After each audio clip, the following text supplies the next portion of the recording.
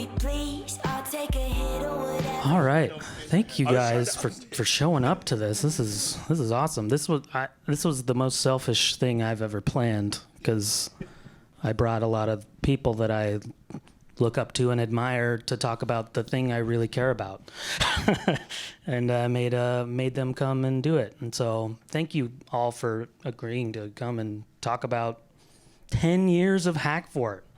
That's pretty incredible. And I'm personally very curious about the origins of Hackfort. I came to Hackfort as an attendee, but I don't know exactly how it all started. So that's kind of why I wanted to come here. But I guess before we get too far, I'm Mike Taylor. I'm the director of Hackfort. First year being the director of Hackfort, and I was previously assistant director for a few years before that. And then we'll pass it on to Drew.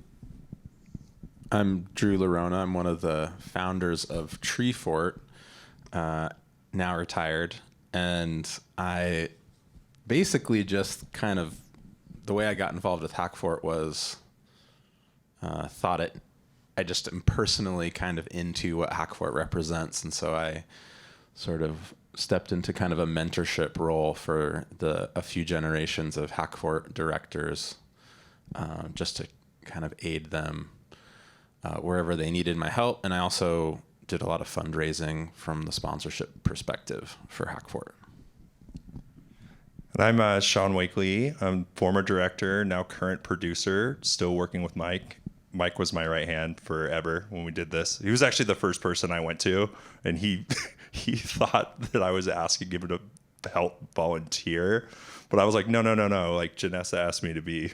And he was like, what? It was amazing. But anyways, but yeah, also currently still help the festival with IT needs and love Hackfort. I mean, it's a big part of my life. My name's Janessa White. I was looped in by Drew. I'm trying to remember the origins. I think I helped out for a couple of years, and then when the director left, they asked me to step in. So I was the director for 3 years prior to Sean. And my name's Greg Hahn. About probably 11 years ago, I guess, a couple folks I worked with at Boise State, Phil Merrill and his boss, grabbed me at a lunch in the sub or something and said, hey, we have this idea that we think we could add a technology piece to Treefort. And they knew I was a Treefort lover, and at the time I was the head of communications and marketing at Boise State. And I said, well, that sounds cool. Let's explore it more. And so Phil and I and Treefort founder Eric Gilbert all knew each other from basketball. And so he said, well, let's just get together and talk about whether we can get this thing rolling. And we brought Boise State on as a pretty major sponsor, and got it kicked off. And then I could talk more if you want. So I was there at the very beginning. Everyone's looking at me. I do have a special guest to bring in at some point, but on the phone. But I'll just say, so at the very, I'll burn my best story. We were doing this. I somehow convinced Boise State to drop $25,000. I still don't know how I pulled that off. And we're still somehow convincing them to drop $25,000 every year, which is amazing. And I will say, I'll jump ahead to just yesterday. I ran into the spokesman for the university now, who was one of the portions of what I did. They broke it into multiple jobs when I left, which is always annoying, right? I'm like, I did all those things. But he's like, I didn't spend all my days coming to Treefort the first year or two I was at Boise State, but then I realized there's so many connections now that it's just vital to be there. In fact, that's how I knew Sean and Mike, Boise State connections. Drew got his MBA at Boise State. You probably, your mom worked at Boise State. So there's a lot of connections. And it really is kind of neat to see it it was sort of the IT department and me sort of pushing this thing for a long time, and now it's really embraced in a bigger way. But going back to that time, so we had met, we had talked about it, we had come up with the concept, we were going to add it. Treefort was what? It was probably the second or third Treefort, maybe the third Treefort. It was the third Treefort. And So we knew that Treefort was a going concern, but Hackfort was a stab in the dark. Meanwhile, President Obama had been to every state in the country since becoming president, except Idaho. And for his very last State of the Union address, they planned a trip to Idaho so he could say he went to all 50 states, right? So that was hosted at Boise State. So that was a huge deal. I mean, insane amount of like a whole advanced team, and I got pulled in. It was like secret for weeks, and ended up writing a bunch of stuff that was put in the speech. Was pretty amazing. But I never once mentioned Hackfort to them because it hadn't happened yet, and it wasn't. But the whole point of his coming to Boise was to talk about like kind of homegrown technology and like the tech communities driving the economy. And so then we go to the big speech, it's just like you've seen on television, and everything's all done up perfectly. And I and my wife at the time were standing down right in front because, I'd been a part of it, so I got a good spot to stand. And Obama says, now here in Boise, you've got Hackfort. And that's a pretty amazing thing to bring people together. And Julie looks at me, she goes, and I'm like shocked because I had shared a bunch of stuff with them, but not that. She's like, that is as close as you're going to get to the President of the United States just saying your name out of the blue on a stage. And it was like, man, we got something here maybe. Yeah, that was hilarious because we were all watching going, oh no, this thing can't suck. And like comically that quote from Obama became kind of a meme, and to the point where there's like Mike made like an EDM song. No, Mike made an awesome song with that. So if you all want it, come ask Mike. But he just loops the Obama dropping Hackfort over and over, which is just a testament to the ingenuity of all of the members of Hackfort and how we choose to spend our free time. I think that was like a good sort of piece of motivational energy that, because Hackfort for a while we kind of like where I really got brought in is Hackfort started as this really kind of more of a copy of what South by Southwest's technology conference started as, was really kind of an industry and professional connectivity, kind of a workforce development / building the community of professionals. And then when I got involved more closely, I felt that it was really necessary that Hackfort not just focus on people. Like my vision for adding to Hackfort was, it's much more interesting, I think, what all these folks who are in technology do in their free time and as their side hustle than what they do at work. And so why would they want to come to a conference and like talk about what they do at work? Wouldn't they want to come to something as fun and lighthearted as Treefort and talk about all the fun and lighthearted things they do with their skills? And so that's when Hackfort, I think, really kind of took off, is we sort of combined the professional elements of the conference with like, hey, come bring your like quirky little projects that you do at home or what you and your friends are working on. And that's where I think Hackfort kind of blossomed into Mike doing his remix is the example of like, that's the kind of stuff we started to ask for, and people just came out of the woodwork and said, oh, I'm doing this. And it was kind of like mind-boggling. Like I said, that what we choose to do in our free time. And it's just like, I was just walking through there and I saw the guy with the Game Boy library and I went, this had to have taken so many hours. But it's just remarkable to see. And that's what I love about coming to Hackfort, is I get my eyes open to that every year. That was great, Drew. I don't know if I could top that. Well, so Janessa, that's how Janessa and I met, was when we tried to bridge that gap, and Janessa's kind of the one that brought that vision to life. So I don't know, Janessa, can you maybe share some of your favorite stories from that time period? Like that was really kind of a Hackfort finding its identity phase. Yeah, I think it's like an easy question, like what are people excited about? And, to kind of carry through what Drew is saying, people, like, I think that a lot of what was happening before I came on board is that companies were bringing their employees and it was like professional development. And when I came on board, I was like, that's not really the spirit of Treefort. Like, you can go to conferences for that. That's not, people from Treefort aren't going to want to be a part of something like that. And I really wanted just like anyone to walk in and be inspired, by the hobbyist or by the person who built an entire video game in their free time. And so that's really where it started. And I think what made me the most excited is that we broadened the topics. So instead of like professional development and SEO and all of these things that seem very tech, it was like, no, what else is techie? Data. One of my favorite things that we were able to do is bring Nate Silver with 538 for a live podcast.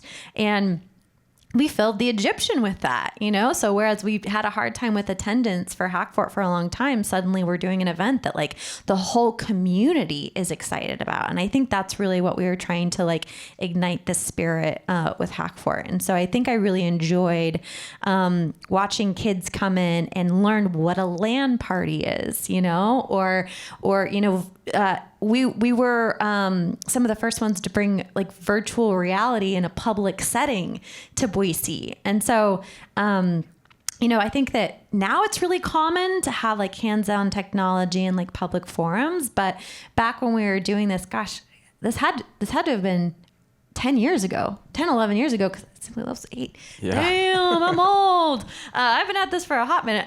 So, 10, 11 years ago, like VR was brand spanking new, and you had this really cumbersome, you had to have the PC, and Sean was helping me hook it up. We were problem solving. And, so I don't want to say like it was breaking edge, but it was really exciting to see people like really get their hands on things that they wouldn't have otherwise been able to at that time. So I think those were my favorite aspects.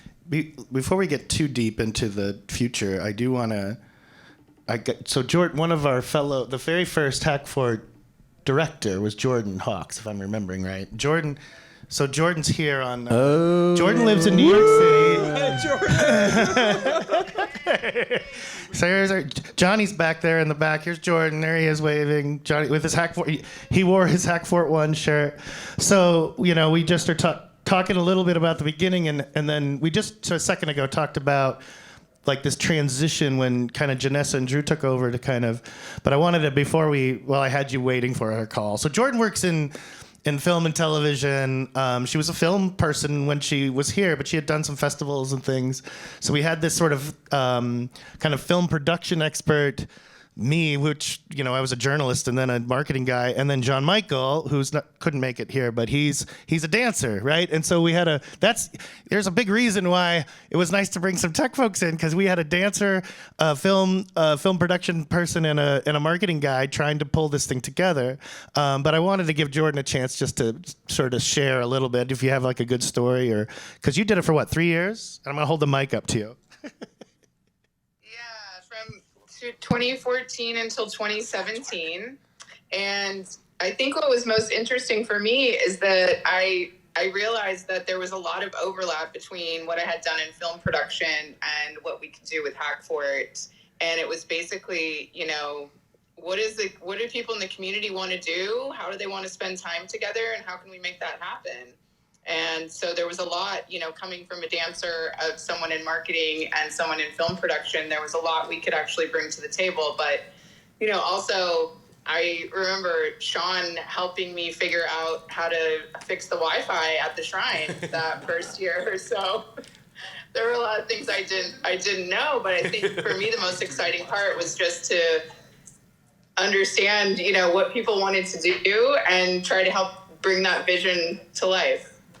Yeah, so for those of you who weren't around, unlike Johnny and his Hackfort 1 shirt, the first year we were at the shrine in the upstairs, in between bands, or in between sound checks. So we were sort of schedule like a panel. So there'd be like, let's talk about, and you're right, it was like a few business leaders, because they were the ones we had to engage to get anyone there. And they talk, and then all of a sudden we'd have a little break, and some band would sound check, and everyone would hang out and talk, and then they would get back up. And that process really led at least us, I think, to think about the downtime, right? So much of, Treefort is tough because it's nonstop, right? I always tell everybody if there's 450 bands and you see 10 bands a night for 5 nights, what is that, like 80% you're missing every year you miss Treefort. And that doesn't even count all the other forts. So no matter how hard you Treefort, you've missed it. So there's no point in worrying of whether you're getting to it all. But the downtime is what's so valuable, I live in off and on now in New York. I moved there about a few months ago. Still live here most of the time, but somebody was like, "Oh, you're back." I said, "Yeah, I have to visit family at the holidays. I'm never gonna miss Treefort." Because of that downtime, and I think that weird structure where we had to work around bands, getting their sound checks done really, really helped that. I don't know, Jordan, you probably have work to do, but is there anything else you want to say to everybody while you're here? Oh, I wish I were there with you, and I promise to be there next year. I'm just happy this is still going, and to see these awesome people. Hi, everyone. Thank you for letting me make a cameo appearance at your event. Jordan, please come next year. We'll fly you out. Like, you could come do something at Hackfort. Yeah. Awesome. Also, yeah. Jordan, I'll never forget. This was, I think, the second Hackfort. It was also at the Shrine, and this is like one of the things that just made me fall in love with Hackfort. It was like 9 a.m, and we're in the basement of the Shrine, and this guy's teaching us how to code like an iPhone widget, and we're hungover, and my brother and I are like, "Oh man, this is like Treefort's a lot." And then you wheel in a keg and donuts, and I'm just sitting with all these other guys I've never met. We're eating donuts and drinking beer at like 9 a.m, and I was like, Treefort and Hackforters is so cool. Like, I really want to be part of this someday. Well, it was so funny. Well, you guys kind of did it too. That first time we had about this many chairs in the Shrine, and for that first morning, everybody came. So part of getting Hackfort off the ground was to get tech folks. So like Johnny's a good example. Like, I remember you were working for a company from out of town, and it's, you moved to Boise, you work for somebody from out of town in your house. You don't have a chance to connect with other people. And so we had heard I remember the stat from the beginning that was like, maybe they were like, "Oh, there's like 130 Apple developers or something who all live in Boise." And we were like, "Really?" And he's like, "And I bet none of them know each other." And so it's like, how do we pull this together? And so we had these chairs out, and I wish I had videotaped it, because videotape, is that a Hackfort term?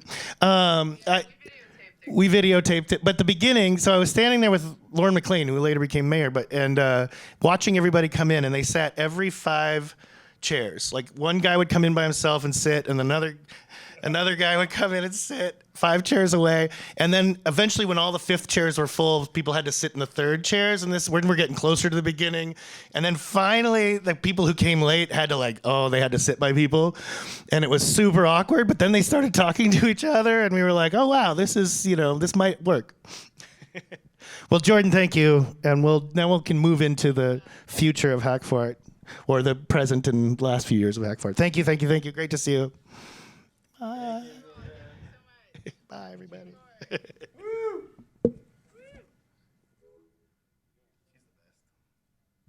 I just had dinner with Jordan in New York. She's doing great. Yeah, I think thinking about the eras of putting an event together, that core foundation of professionals, and then upon that we kind of added the enthusiasts, and Janessa also helped add kids. Like, a lot of the kid-oriented programming came into effect in kind of Janessa's era, which I thought was hugely impactful. Like, she was talking about the VR earlier, and I thought it was hilarious because this was like she said, right at kind of the beginning of VR, and a VR headset would go on an adult, and they would be like putting shoes on a cat or socks on a cat. They're just sitting there. But you put it on you'd throw it on a kid, and a kid would immediately be like, "Oh, okay, cool, I get it." Kind of like that part from Ender's Game when they're like, you can't think down is down. You just got to reorient yourself. And kids were doing that. And it was so cool to be like, "Oh, wow, okay, they get it." And then when Sean came in, we kind of got this boom of like the other elements of kind of geek culture, like video gaming and things like board games, things like that. And so it's been cool to kind of see the transition Drew from... had zero influence on the board game part. That was all me. I am fairly into board games as a side note. So it's been cool to kind of see. And then now we've got, this only happened a few years ago, but like the other forts that were kind of adjacent to Hackfort have started to find a home in the Boise Center, just because we were realizing like, hey, more and more there's like not really clear lines between like tech and podcasting and film. And so we're like, hey, we should just like put all these events in one space and people can kind of naturally just drift in between. And that I feel like has taken it from an event focused thing where people show up for a talk to, like, I've just noticed over the last few years, like people will just come here and kind of spend the day. And that to me is a sign that we've like really kind of achieved an event that's like, oh, there's a reason to just show up and see what's going on. And I think that's ultimately like the goal of, you know, even throwing just a good party at your house is like, you want to create an environment where people feel comfortable and there's interesting things going on, and less just like, you know, where's the free coffee and I'm going to sit here because my boss gave me the day off, you know, like I feel like Hackfort has really found its place as like just something fun to go do during the week of Treefort, which I'm very proud of these folks for accomplishing. To kind of build on something that Greg was alluding to, and I'm very curious to hear an update, is when I was running Hackfort, we did something called Hackfort Happy Hour. And a challenge that we've seen in Boise for a really long time is that tech folk, entrepreneurs, have a really difficult time finding events to come together. And it was really interesting when I started the Hackfort Happy Hour. It was meant to be monthly. I had so many people come up to me and said, hey, Janessa, we've seen a lot of people try this and not been successful. Good luck. And I'm like, oh, I remember that. I vividly like remember daunting. that. Like, and this was like a very successful person who'd like made multiple exits. Yeah, and they were just like, good luck. Should I not be doing this? Like, what's the essence of what you're trying to convey here? Sure enough, we did it for, I don't know, maybe 6-8 months, and then the event dropped off. Actually, I think I kept it going until I left, but I'd love to hear what the update is. I have 100% done everything in my power to keep it alive for you. And we have been, you know, and it's changed. And we, you know, the pandemic, obviously we dropped off a little bit, but I've made this sincere effort to do at least one a month leading up to the festival. And I try to like time it with Boise, because we're such a good partnership with Boise Entrepreneur Week. I don't want to steal their thunder. So when they wrap, we start. And it's been, you know, it's been good, you know, and it's interesting though. I mean, Mike might be able to comment on this. We were doing our series this year and we do it at Trailhead, and all of a sudden we get emails from Trailhead for like another, but it's like exactly like Hackfort, you know, we were like, wait a minute. Mike was like upset. Let's not get into that. But anyways, like, it's cool. I mean, for me, I'm like, oh wow, like maybe we convince this other tech company in town that like this is something people want to do. And I still see the value in it. I think it is the best marketing tool for what we're doing here at Hackfort.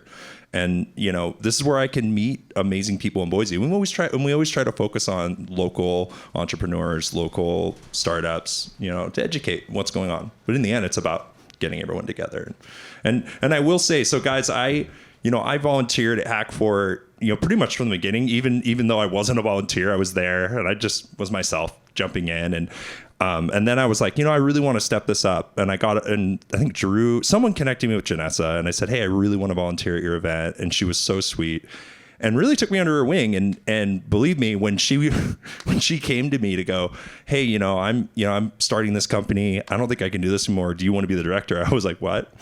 And I want to say to you, Janessa, that is truly you believing in me, you and Drew believing in me and giving me this opportunity is one of the greatest gifts I've ever been given.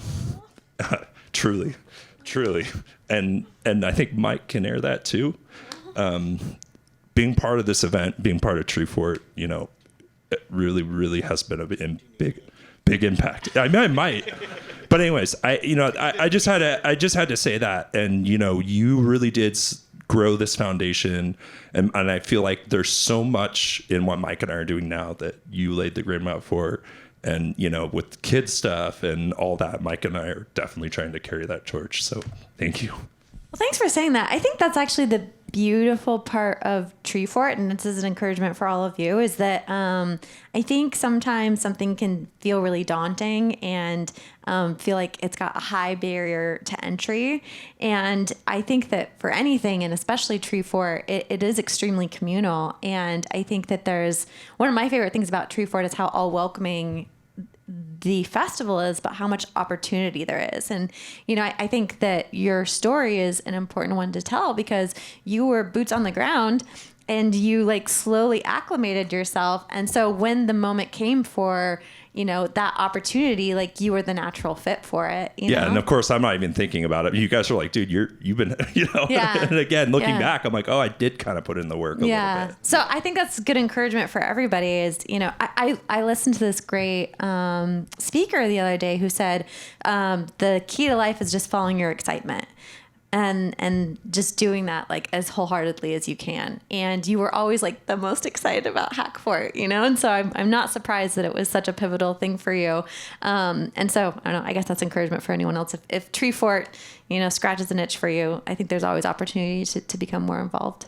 There's your plug for you to get more help.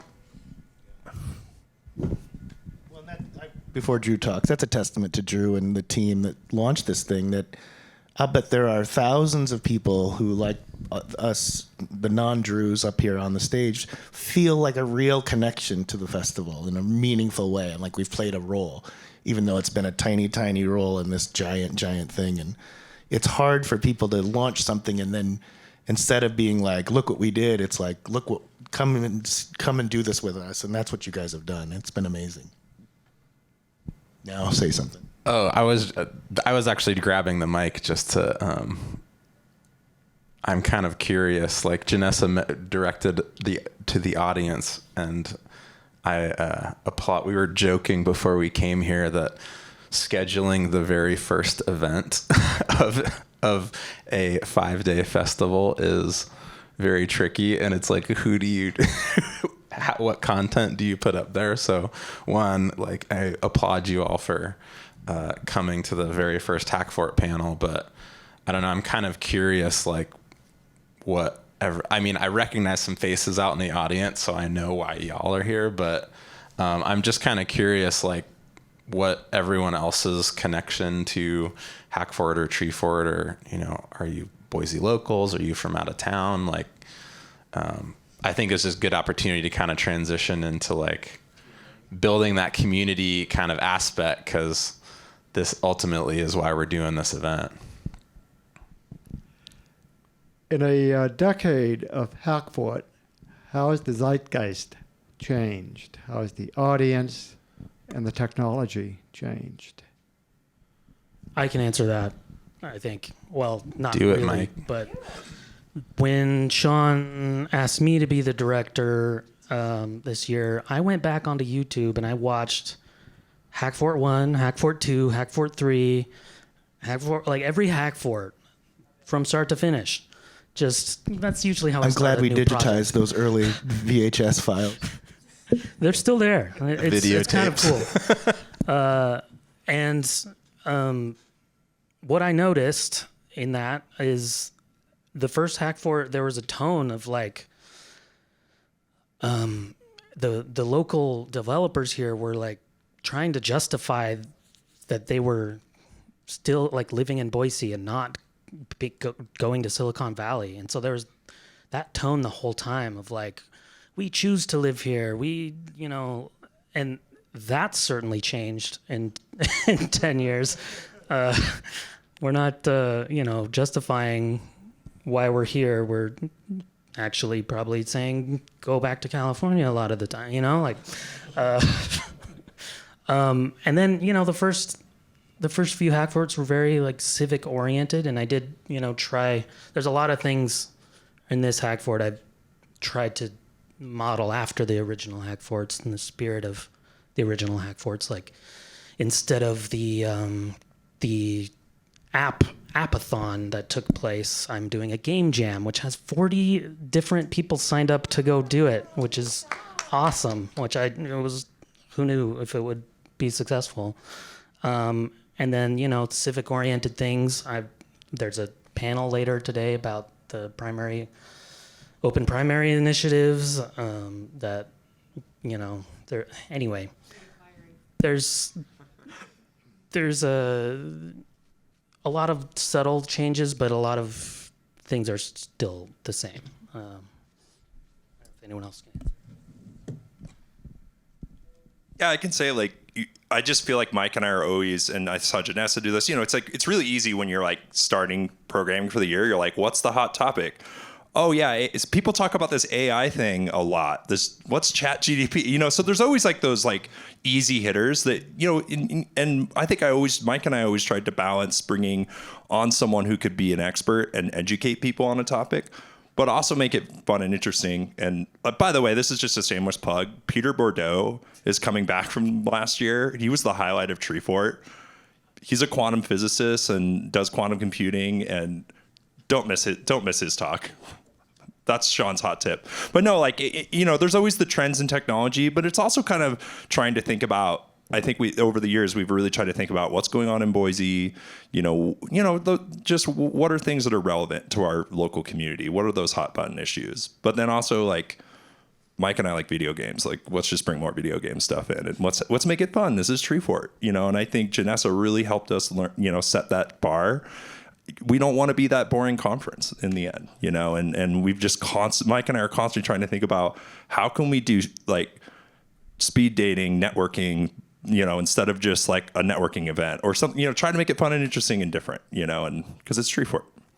We're always open to feedback and ideas, by the way. Talk to us anytime. Is this thing on? Okay. I'm actually not local from Boise. I'm actually from Pittsburgh, Pennsylvania. I will say, as credit to you, 60% of the reason that I flew to here was for Hackfort. The other 40% was Treefort. This is my first Treefort. One thing I'm actually curious about is, I think this is actually really cool, and next year I'm actually going to see if I can get my company to pay for me to come out here. But if you were going to start from, say, ground zero at a different location that might have some of the bedrock to start some of this, how would you start it, and how would you continue to maintain it? Well, I'll answer from I think you need. We were success. The reason Hackfort got started, and I think today it's more important than ever, is find some funding up front, find some partners who care about the vision, and get them invested. Because you'll have built-in attendance, and you're not going to be sitting there counting the dollars from every ticket you sell, which as an event organizer in general, it is very nice to transition from a point of with Treefort at large, we used to literally sit there and go watch the ticket sales ring in as the event was going and be like, is it, are we going to make it? And not having that tension. And I think something like a conference like this has the benefit of going out and finding sponsors and finding other supporters. And if you can get them bought into the vision you have, then you get to focus on, well, how do I make a kick-ass event? And not, well, how do I move tickets out the door? So I think that is a great way to, and finding those and I think it's important, and this is just my own selfish angle from how we started our festival, if those companies are local and they care about the community that you're trying to do the event in, it's that much better because you're less likely to have them go, oh, our marketing budget has shifted and we're no longer doing event sponsorships. If they're local and you meet them face to face, that's much less likely to happen to you. I'd say another strength of Hackfort is that it had Treefort to build on top of. And the reason why I say that is because when I was the director, I wasn't looking at South by Southwest and being like, well, how do I pull that off? Like I wasn't just doing a copycat. I was actually looking at the values and the bedrock of what Treefort was and the community that this was being built in. And so it was easy to plug into like, what is the Treefort extension of Hackfort, as opposed to like, how do I just copycat what other people are doing? And so I guess in answer to your question, first of all, amazing that you came. Welcome. Like, I think that's so exciting. But also, I think that is a testament that we've done a good job, that people are like excited. So like hats off to you two. But I do think that the thing that makes it special is that it is Boise and it is Treefort. And what makes Treefort special? Well, it is all welcoming and it is based on Boise values. And, you know, it is like it's got that like zhuzh. You know, I love all the articles that come out about Treefort where it's like it's a festival unlike any other, and that's because we built it with heart, you know, and I think that's a real testament. So thanks for sharing that, and thanks and welcome for coming. Yeah, and part of Hackfort has been, and the nice thing about having the Treefort umbrella is that you think about the forts in a really cool, you know, as Drew was saying, to bring things together into one building, but also just to think about how individuals are connecting with the forts. Like some of my favorite Hackfort memories are when we'd have musicians. Emily Wells, who beautiful singer-songwriter, she came and brought her violin and her lute and talked about all of the technology, and she was just great. She guitarist from Nine Inch Nails. Yeah. That one was cool. Yeah. Well, or this is my actual favorite. It was a room like this.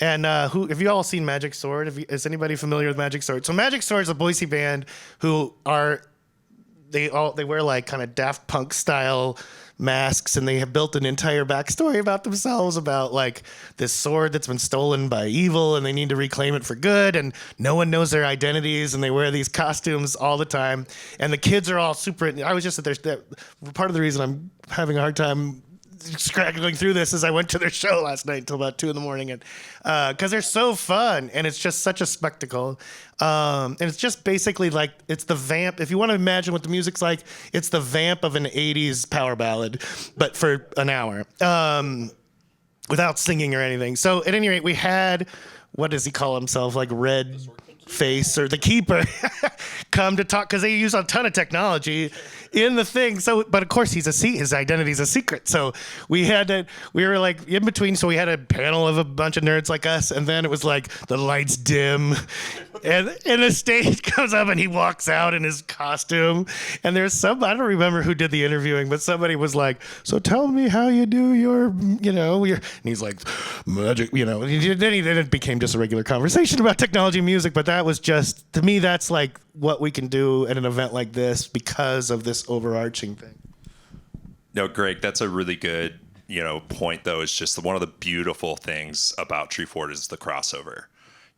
There's just technologies and everything, and music and technology are like peas in a pod. So like, my favorite is when I get to do something with Pod4. We bring in a cool technologies podcast, or music talks. We bring in something interesting, but we there's just this harmony amongst these forts. Really, music touches everything, right? And that's like a really beautiful thing. And Janessa briefly mentioned that was like one of my moments. I was volunteering for Janessa, and she managed to get Robin Fink through another friend of ours to come to the festival to talk. And Jessica goes, "Hey, guess what your job today is?" I'm like, "What?" She's like, "You're going to be Robin Fink's handler." And I'm like, "What?" "Oh, the guitarist of Nine Inch Nails." And so I'm a huge Nine Inch Nails fan. So I'm just like fangirling out on this guy. And, I start talking to him. Of course, he's a very sweet, incredible guy. We're getting closer to his event. He starts like pacing around. I'm like, "Are you okay?" And he's just like, "Oh, no, I'm like a little nervous." He's like really nervous. Public speaking. Like, and I'm looking at this guy. I'm like, "You play sold out stadiums with 3,000 people on you're like," and he's like, "Yeah, that's different." I was like, "Is it?" Like, and he's literally like about to. And so anyways, like we're helping him, and I'm helping set up his laptop. Everything went wrong. The tech like went, and I'm like, "Oh my!" And I like, he's like full blown panic. Like I'm like, "Hey. Go out there. I'm gonna like fix this." And I literally ended up having to like restart his MacBook Air or MacBook, and I like fixed the presentation. He gets on the stage, and of course he just like like Mike and I talk about, like, it was like when Robin Fink from Nine Inch Nails brought us to church. Like, he does this incredible, and like mic dropper, and everyone's like, what just happened? And and it was so sweet. That's just one of the fondest memories. Update to that. I don't know if you realized we brought him back last year. Yeah, he came here. He hit me up. I managed to bring his wife out, who's this incredible dancer, and she did a movement class at Hackfort, and then he did this whole talk on his new game about horror. It was about the horror genre. It was really cool. But the highlight for me is my brother, who was volunteering for me. Nine Inch Nails is probably one of my brother's favorite bands. Jesse got to be Robin's handler that day, And so, anyways, I got to pass that torch. So. Definitely one of my fond memories. I think it's important to note that you do not have to start a music festival to start a tech conference, despite these amazing stories. Like we actually went through a bit of a identity crisis where we were trying to decide whether we had people in the community saying Hackfort needs to be a different weekend. It shouldn't be at the same time as Treefort. It's two different crowds. It's too hard for people to stay up all night and then go to Hackfort events. And we kind of had to decide, okay, do we make this more like a conference? Do we make it more professional? Do we try to attract that audience? Do we spin it off? Or, which is the decision we ultimately made, which all these stories are springing out of, was we have to play to the strength of the fact that it's happening at the same time as a music festival. And so we utilized the synergies and all the interplay. But there's like an alternate universe where Hackfort goes and is the weekend before Treefort or 2 weeks before Treefort, and the event probably would look very differently. But that doesn't necessarily mean that like you have to go start a multi-genre arts and culture festival in order to make a successful grassroots tech event happen. These synergies are like our story, but part of being in the community of like indie event people is you get to see all these other things that pop up. And there are some cool conferences you can go to about festival planning, and you hear like the craziest, you'll meet someone there and they're like, I'm from the Vermont Crab and Bluegrass Festival, and we eat crab and we listen to bluegrass. And you're like, okay. Yeah. So there's that. So part of getting into this world is like seeing how everyone else does things. True. And making it your own is like part of the fun. I think that's my favorite moment in all of this, is when that decision was made not to go that direction, because that made my job so easy. We went from being conferencey and businessy to, I was like, how do we just make this a whole bunch of fun? And I think that was like the heartbeat of what Drew and I were like, what's fun in tech? And so we just like started. I remember you and I mapped out all these categories where we were like, what are we passionate about? What are other people passionate about? So we were just like, like data. How can data be fun? Gaming. Okay, what do we want to do in gaming? And so we just like VR. We did all these different categories, and then it was my job to find programming that were under those categories. And the reason why that was really exciting is because listen to all these names, like 538, Nate Silver, Robin Fink, Nine Inch Nails. So what I got the opportunity to do was be like, all right, Pie in the Sky, we've got our categories, we've got our, our dates. And so let's just like shoot for the moon on like who we want to come out. And all of a sudden, like Bethesda's saying yes to us, like all these huge names. And I'm like, yeah, playing kind of like the, I don't know what I'm doing. Can you help me? And it's surprisingly effective. Like if you look at like the people who are in kind of the industry, like us just shooting darts, sometimes we would hit, and it was cool because you'd connect with these folks who are like, oh yeah, maybe I don't know, I'll go do a little. Like they wouldn't go to South by because it's crazy and they'll get mobbed, but they would come here. So being kind of a small upstart, you might actually connect with some folks that you never would think would want to participate in your event just because they're like sick of the rat race of, big conventions or conferences, and they just don't want to go to Las Vegas again. Also, the air of mystery where they were like, "Where the fuck is Boise?" And I'm like, "Well, let me show you. Come visit." So, yeah, I think that like the air of Treefort and the reputation that it built, but also just the fact that like no one knew what Boise was about. And the second they got here, they were like, "I love this city. Can we come back next year?" And I'm like, "Absolutely." I've heard awesome things about Pittsburgh, by the way. I love so Pittsburgh. if you do an event, I want to go. Emily Wells, when she came, because she did about 2 or 3 things, which was, you still see a lot of Treefort acts who play like multiple shows and people come in. So part of the goal is to just give people some time in Boise, and they do fall in love. She and John Michael, I remember, was driving her and her girlfriend around looking at houses. She's like, I really think we need to leave California and move here. She didn't end up doing it, but that's the kind of like, we probably did it too well. Well, it really is a testament to Treefort in general, is I think everybody who comes for their first time, they beg to come back usually. Please, can I come back next year? To Stardew Valley. Eric, Mike and I still met. I don't know if you guys know who Stardew Valley, unbelievable game. Eric Baroni, sweetest guy. Janessa, again, another one of you just shot it out there. Yeah. But every year, Mike and I email him, and every year he responds. And he always gets back to us. And like the last few years, because he's working on his new game, he's just like, sorry, guys, I'm like doing this thing. That's all. But like, we'd be like, oh, what do you want? You were like, what do you want to pay? And he's like, oh, you don't need to pay me anything. He's like, I just want tickets for my friends. Yeah. Like, what? And he brought all his friends. Yeah. But it's beautiful. We're at time. We are at time. Uh-oh. But we should all get together for fun sometime and keep reminiscing. Thank you all for coming, and thanks for presenting, everyone. And enjoy Hackfort.